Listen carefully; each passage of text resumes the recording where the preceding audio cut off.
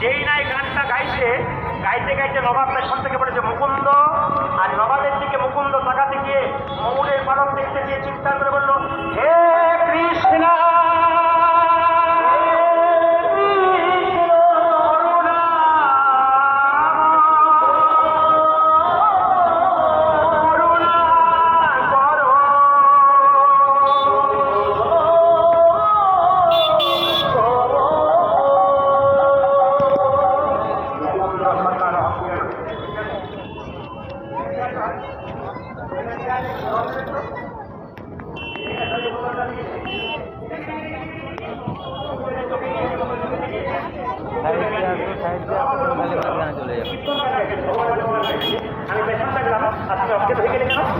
আসলে মুকুন্দ যখন নবাবের দিকে তাকাতে গেল ময়ূরের পালকে কৃষ্ণ দেখতে পেয়ে অজ্ঞান হয়ে গেছে।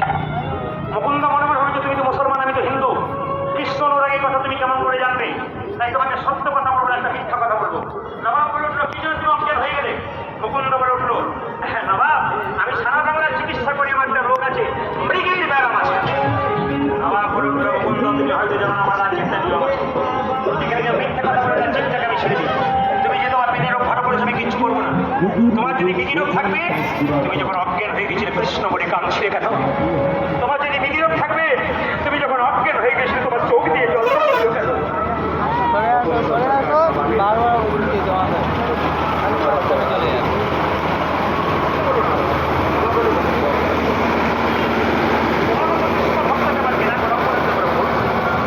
তবে তোমাকে এখানে রাখবো না, তুমি শ্রীখণ্ডে চলে যাও, গোটা শ্রীখণ্ডের আমি তোমার নামে লিখে দিলাম। ভাইরা, ঈশ্বর যা করে তা তিনি বলুন মঙ্গলের জন্য।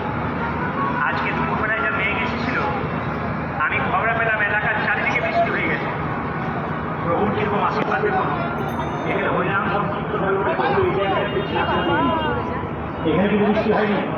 আপনাদের ভক্তদের প্রচন্ড আকাঙ্ক্ষা ভালোবাসা ভগবান কিন্তু আপনাদের কাছ থেকে দূরে সরে গেছে। কিভাবে? মানে তিরপলটা টাঙিয়ে দিয়ে চলে গেছে। কেন? যাতে বৃষ্টি না হয়। আপনাদের কৃপা আছে। মুকুন্দ সরকারকে বললো, যাও তুমি বাড়ি ফিরে যাও, তো গোটা শ্রীখণ্ড তোমার নামে রেখে দিলাম। মুকুন্দ বাড়ি যাচ্ছে। নবাব বললো যে আমার কোনদিন কিছু হয় তুমি দেখে যাও। মুকুন্দ যেতে যেতে গাইছে, ওই আমি কোথায় গেলে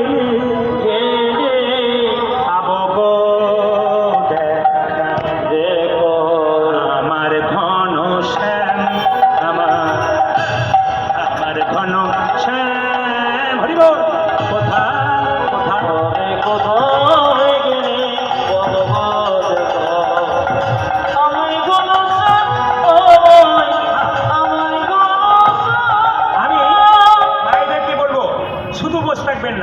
যতক্ষণ থাকবেন একটা আনন্দের মধ্যে উলুধ্বনি দেবেন।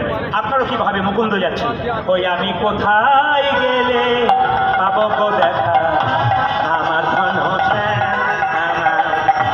আমার ঘন শ্যাম, ওই আমি কোথায় গেলে পাবো গো দেখা আমার ঘন শ্যাম, কোথায় আমার কৃষ্ণ কানাই, কোথায় ঘন শ্যাম, ওরে ঘন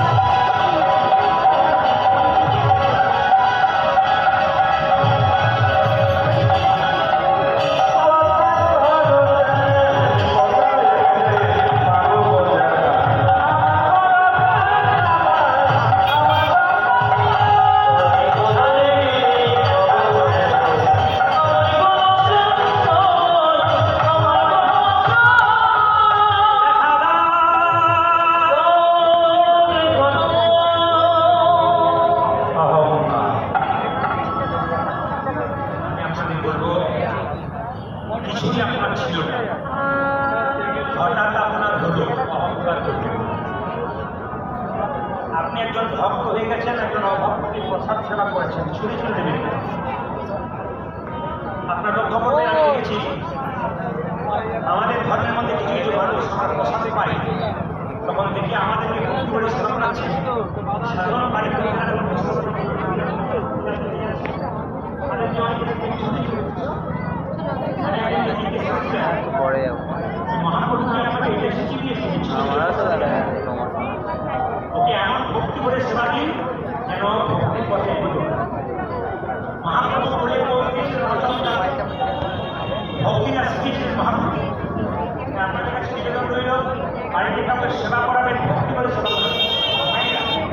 আপনার বাড়িতে কিছু থাকার না থাক, যদি দুটো মিষ্টি জল থাকে তো দেবেন, না থাকলে একটু মিষ্টি কথা বলবেন। রামকৃষ্ণ দেব বলেছে কোন সেবে